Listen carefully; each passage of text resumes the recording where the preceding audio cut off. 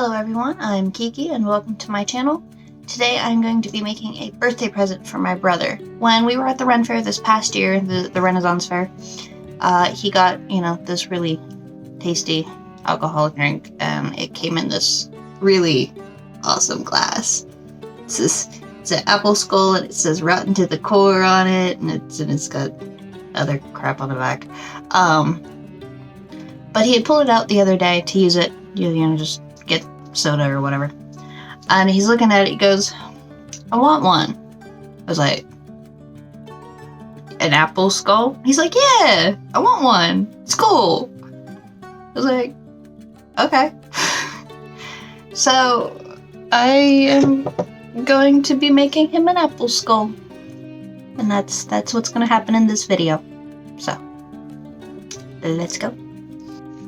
So I don't do skulls. I don't see the appeal with them. I should specify, I don't do human skulls. Raven skulls, I have a choker and I have a hair tie that have a raven skull on it. That's as far as my skull thing goes, though. Like, I don't get it. I don't see the appeal in it. I don't really understand the aesthetic of it. But, that's me personally. Other people, you do you. Like I understand it, but I don't get it. Like, if that makes sense. But I tried my best. I had the glass on my desk off to the side, and I was doing what I could to match the image on the glass. I didn't do a great job, but that was honestly the only any kind of reference I had. Probably should have pulled up other skull references on my phone or something like that, but I didn't. But I think even for that, just using the glass and, such of just generally remembering other people doing skulls, I don't think I did too bad of a job.